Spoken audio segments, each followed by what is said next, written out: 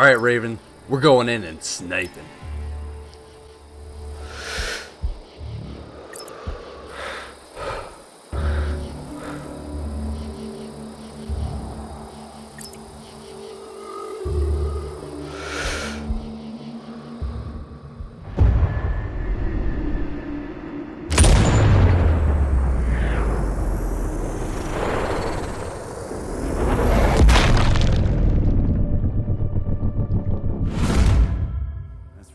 Alright, Drew, so we got our hands on Sniper Ghost Warrior Contracts 2, that is a mouthful, by CI Games, and I must say, this is their best title yet in this franchise as a whole.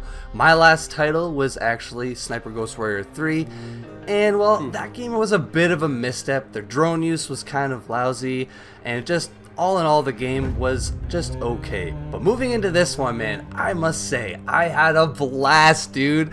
Let's just start off with what made this game most exciting, and that was the bullet animations, dude.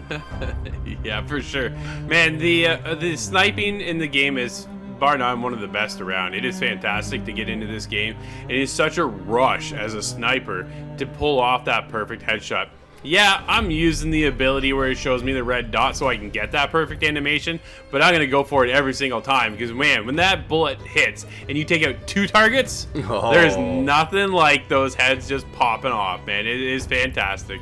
Definitely a rush, and one that had me, just playing the game non-stop. I wrapped up the game at 21 hours, still with other things to go back and do because they've also introduced challenges and other things that will keep you going back for more within the game. You can finish up the campaign, but yet there's still the ability of replay. And I think that was one of the nice highlights this time around, is that these challenges are there that, the more you accomplish these challenges as you go within the game, the more money you wind up with. Dude, by the time I finished, I had $800,000.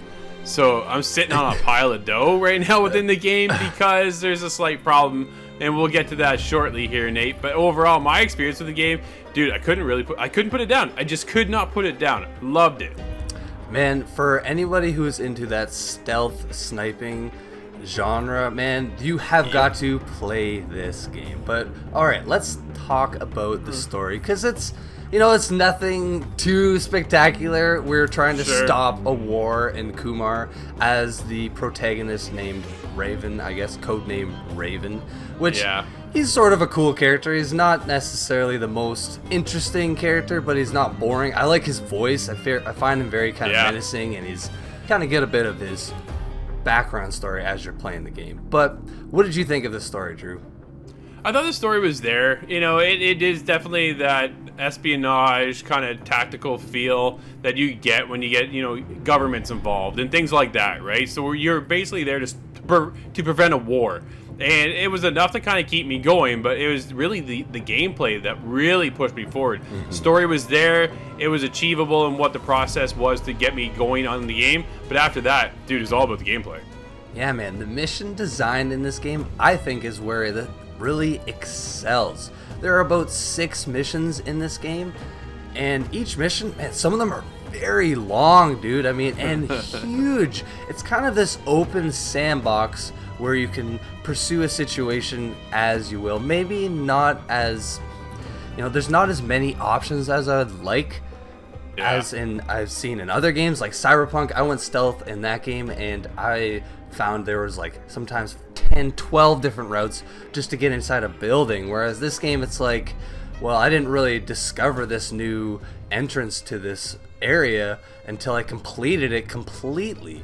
So, but I don't really want to sound like I'm getting upset about it, because I loved it, man. It is so satisfying. You're in foresty areas, you're in this deep kind of mine and like this nuclear silo. They have so many different options with their missions. There's definitely, I think they're getting on somewhere with their level design. I think they're on point here. It does lack a little exploration overall. Like when I compare it to something like Dishonored, where you have like 9 or 10 different entries into one building, Where here, you have one or two approaches, and that's about it, really, right? So you're kind of going from point A to point B, and you can take a couple different routes, but it's not really that open sandbox feel that I think they were trying to really achieve here. I think they did overall expand the map, something that's pretty phenomenal. Like, you pull up on one of these spots, and dude, your target is like 1,000 meters away. So, like, that's pulling off one heck of a shot, and it's an incredible rush. But when we get into some of the issues with the game, Nate, like, I've had some weird glitches and some AI things just come up. I was like, man, it really kind of takes you out of the game, right?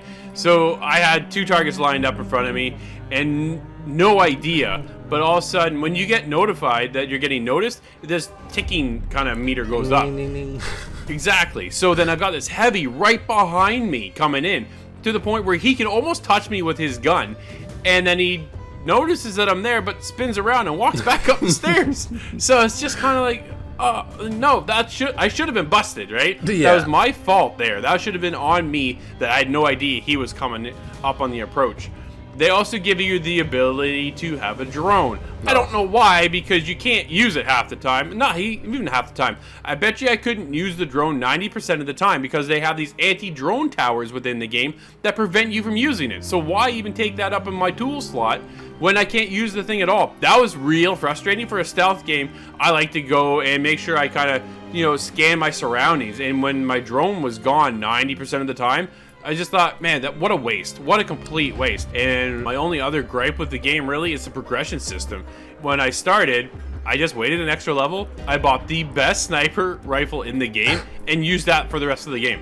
Like, I didn't have to upgrade anything. I, tweaked my gun mechanics a little bit. I put a silencer on, I upgraded my mag. I got a better scope, but that was it. And then I was good for the entire game. You spend this money. That's why I have $800,000, because I got nothing else to spend it on.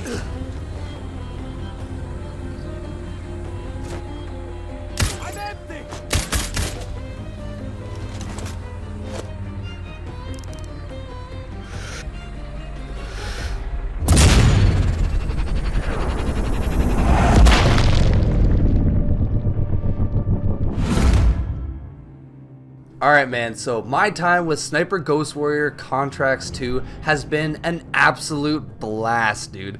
There are some glitches that just kind of take you out of the experience, but very quickly on the Series X, man, if you get busted or your game bugs out, you quickly can reload your checkpoint, and they're pretty forgiving. Maybe I would have liked to have seen a save system instead of this auto save system, because I've even had my character spawn in on a checkpoint while I'm being detected, which is frustrating. But outside of that, the experience of sniping 1.5 kilometers away and taking your head's eyeballs out as you poke them in the back of the head with your bullet, there's honestly nothing like it. Sniper Elite Series comes close, but this being modern day setting is fantastic. So I'm gonna have to give it a 7, man. Yeah, I think I'm right there with you, Nate. There's just too many AI dumbness, to be honest. Like, as technical as that sounds, it's just not where it needs to be for the AI. There's just so many other glitches that kind of prevent it from being the game I feel it can really be, right? So for me, as much as I love this game, I couldn't wait to finish it and plow right through this thing because it was just that exciting. The becoming a sniper is an absolute rush. So for me, dude, I gotta give it a 7 as well.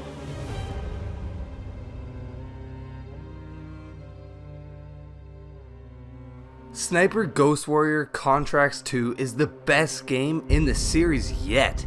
Satisfying sniping animations, good graphics alongside some fun stealth mechanics make up for most of the game.